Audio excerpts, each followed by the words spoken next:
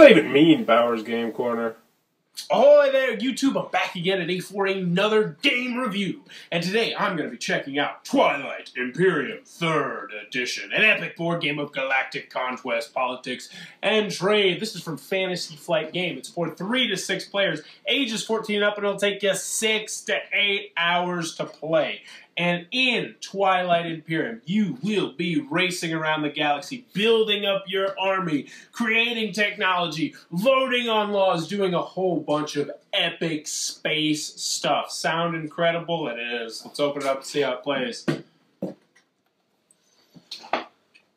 Alright, so we're going to take a look at what you're going to get inside of Twilight Imperium, but I cannot possibly go over everything in this game. It's an incredibly complex and lengthy game, so I'm just going to try and hit on a couple things here and there and give you a real loose feeling of how the game plays. First and foremost, you got your handy-dandy rule booklet, and oh my goodness, it really does put the book in booklet. It's 44 pages, double-sided, full color, but it is an outstanding rule booklet. They've had 3 editions to fine-tune it, and they've done a very good job on that. Thumbs up, Fantasy Flight. So, as you can see in front of you, this is what the board is going to look like mid-game and end-game. We actually played a game this weekend, and I told them just leave it out there. I'm going to do a review. So this is what it's going to look like. It's a very busy, cluttered board, but it'll make sense once you get a few turns into the game. So, in Twilight Imperium, what you're going to be doing is you're going to be exploring the galaxy. You're going to create the galaxy at the very beginning of the game, which is a really cool thing, by laying out these tiles into a big hex, and you're going to have your own homeworld, which will be these gold ones over here. This is where you need to defend. You're going to start there, and you're going to make your way out into the galaxy. You're going to be exploring, creating technologies, fighting other people, but the most important thing you're going to be doing is trying to gain 10 points. This game, you're going to be gaining 10 points. You're going to have a point tracker right here where you're going to be keeping track of your 10 points. In addition, you're also going to get these flags, so everyone's going to know exactly how many points you have, and you're going to know how many points they have. And in a nutshell, you're just going to be trying to score 10 points. Now, how you do this is there's a couple different ways. There's going to be objective cards out on the board. This one will give you 1 point. And it says, I have 3 technology advances of the same type. So if you had 3 technology advances of the same type, then you would gain 1 point at the end of the round if you cashed it in, so to speak, and then you would move your flag up and down the score thing. So that's one way to gain some points. Also, you might have secret objective cards. These are what you're going to be playing to. Some will have you trying to control, various different things. Some will have you trying to control Mechatol Rex. Some will have you, wipe out somebody. They're all going to be vastly different, and they're going to be worth 2 or 3 points normally. So they are very important, but they're also normally going to be pretty difficult and hard to do. But if you whip out one of those and complete it, it's going to be 2 points, which is 20% of the points you need, which is really good. The last way you can gain points is going to be with this imperial thing over here, which we'll get into in a little bit. Because during the game, you're going to be picking different jobs, so to speak, that you want to do during your turn. But we'll get into that in a minute. So let's go back to what we've got out on the board right here. As you can see, there's lots of custom miniatures. These are all going to be different spaceships that you are going to have. There's big ones, there's small ones, there's people, there's fighters, there's giant war suns, which are really big battle things. But you're all going to start with this little tiny one, which is a spaceport, and that's where you're going to build stuff. Now, you can build spaceports throughout the galaxy, so what you're going to do is you're going to be trying to set up strategic points that you want to defend with your spaceports, and you're going to build various different things. How do you build things, you ask? Well, in order to do that, you're going to need resources, and you get resources from taking over these planets. Now, some planets are easy to take over because there's no one there. You can just go there, lay down one of your flags, which represent your ground troops, and you now get that planet. And then you will gain a certain number of resources and a certain number of influence from that planet, which you can spend to buy different things. But other people are going to be trying to take over those planets from you, so you have to make sure you have them fortified, and so on and so forth. So you're going to be doing that. So those are what all the different planets mean. Once you've used the resources, you flip it over and you can't use it until the next round. Another thing I want to go into real quick is that there's special things out here. There's asteroid fields and nebulas, and there's wormholes. The one I really want to hit on are the wormholes, and these are really cool. They're one of my favorite things in the game. So essentially, You can't move too fast in this game. The fastest you can go most of the time is you can go 2 spaces with certain things, which isn't really big. So when you get all the way across the galaxy, you really feel like you've traveled a long way. However, a wormhole, if you go from here on this A to this A, then you will just instantly go whew, and you'll travel from here to there. Like this one over here, we have a B. You go from this B to this B, you go from whew. So they're really cool, but you never know where they're going to be because other people are going to be the ones who set them out. Well, they're great to have around your home planet because you can get somewhere else fast. It also means that someone can get to you fast, which can be very bad. So, you're going to be traveling around the galaxy doing that. You're going to have your own unique races, and each race really does feel very different. The one I played last time were the Sardok Nor, whose special ability where you get +1 to your combat rolls. Because combat, we'll get to combat real quick, is that you're going to be rolling dice on these 10-sided dice, and you have to get certain numbers based on what you're attacking, based on if you're attacking with different kinds of spaceships or ground troops and whatnot. But you're going to be doing that. My Sardok Nor gave me +1 to all combat rolls. So obviously what I wanted to do is just go out there and start pounding things. But some of them are much better at technology. Some of them are much better at defense. Some of them are good at trading. Some of them are better at politics. Each one really does play drastically different, and it makes the game have infinite replayability. What else gives it infinite replayability are the action cards. You're going to get 1 at the beginning of every turn, and you can also gain some in various different ways. But these things will really shake up the game. Some will help you in politics, some will help you in warfare, some will help you in science and technology, some will just have crazy drastic effects, and you'll be holding onto that card, and they're kind of like aces in the hole. Like you're going to hold on to this card until you very need it, then you'll be like, boom, you know what? You're not doing this because I got this card. They really shake up the game. The last thing I want to hit on two more things I want to hit on, are technology. Technology is one of my favorite things in the game. All these cards are different technologies that you can build. You can't build all these in a game. You just can't do it. So you're going to have to decide, do you want to go fast? Do you want to have good defense? Do you want to have better offense? Do you want to be better at trading? Do you want to... they all do various different things, and you're going to have to work your way up. There's a complicated ladder that you have to climb, so to speak, and there's a whole tech tree right here. So if you want to do this, you have to do that, but then you have to do this and that and this and that. So you're going to have to go through the tech tree to try and figure out what you're going to do.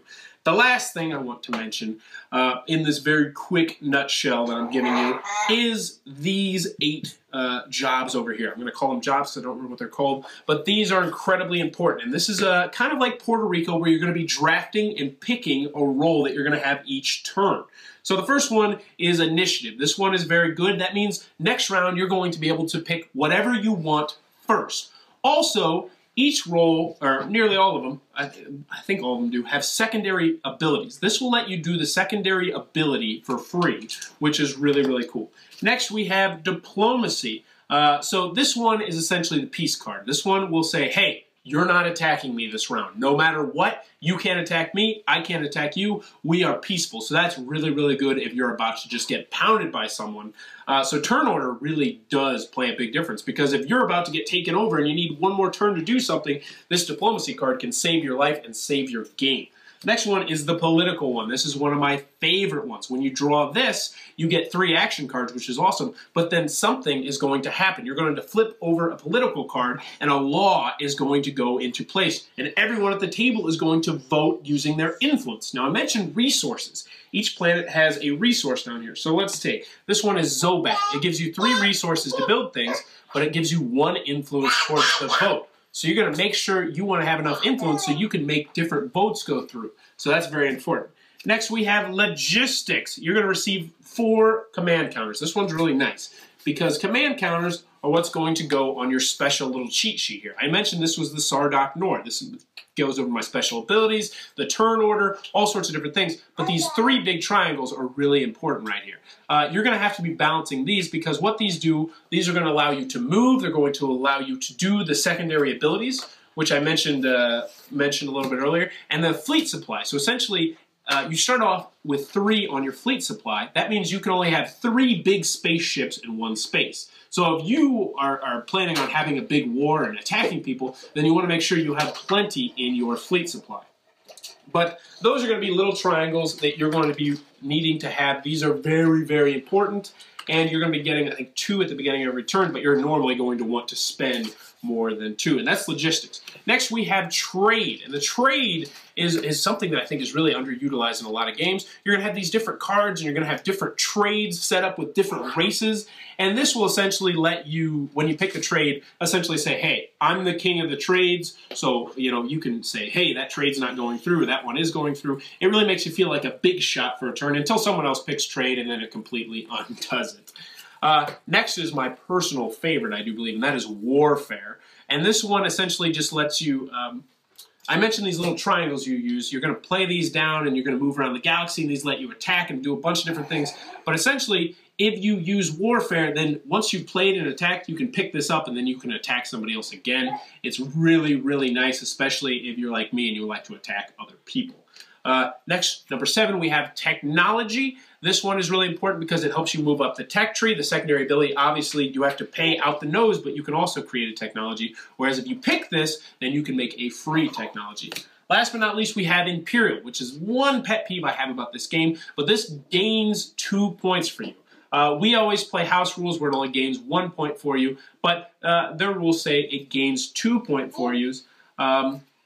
So yeah, that is what you're going to be doing. They're all numbered because that's going to decide what order you play in. Normally, you would go you'd go clockwise when you're playing a game. However, in this game, if you're 1 and I'm 3 and he's 5 and 6 and 7, then it might jump all around the board when you're picking people. But you're going to be doing that, going around the galaxy, fighting each other, creating technology, trading goods, creating laws, doing all that until somebody gets to 10 points. And that, in a very loose nutshell, is how Twilight Imperium is played. Alrighty then, Twilight Imperium 3rd Edition, one of my final thoughts. Let's go over the pros, let's go over the cons. First, on the con side, the game's not going to be for everybody for, well, quite a few different reasons. The most obvious one is its sci-fi theme. Just some people, oh wait, actually, it's the 6-hour playtime. You're going to know whether or not you want to play this. It is 6 to 8 hours. It is a beast and a half. Also, the sci-fi theme might turn some people off. There's a little bit of player elimination. And if you get eliminated 3 hours into a 6-hour game, well, you're probably going to go home at that point. Also, when you're punching out the game, it is annoying. The plastic molding they use is incredibly sharp and jagged, and it'll hurt your fingers, and you need to do it in multiple sessions. That's a real nitpick. Also, the last thing gameplay-wise that does bug me is the number 8, I think it's job card, which says it gives you 2 victory points. However, nearly everyone I've ever known has played with some kind of variant on that. I kind of wonder how that one snuck past them, because 2 points each turn is a really big deal. Moving on to the pros, though, this game, Twilight Imperium, if you didn't watch my top 20 list, you should. This is my top game of all time. It is. I know I can play, 6 fantastic games in the same time it takes me to play this. However, this is an experience. This is an epic experience. Every time I play this game, I talk and remember this game for months after. It's that good. The last time we played was this past weekend, and 6 hours came down to one final dice roll. One amazing dice roll, or my war son, and it was versus, he had 1 fighter left, and he had 1 carrier left, and he just, pew, and he got me, and it was like, no!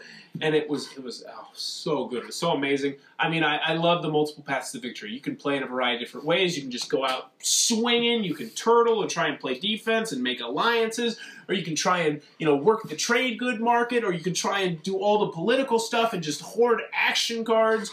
Or you can do technology and just try and be the most technologically advanced. There's so many different ways to win. There's so many different paths to victory. It is a fantastic, amazing game that if you are a gamer, I know 6 hours is a lot. You need to try Twilight Imperium. It's just that good. If you live near Fort Wayne, Indiana, and you want to play, set up something and send me an invite because I'll probably join if I have the time. I love the game that much. Twilight Imperium 3rd Edition for Fantasy Flight Games is my favorite game of all time, and if you can get past the 6-hour time window, it is well worth your time because it's an outstanding, not a game, but an experience. Absolutely phenomenal.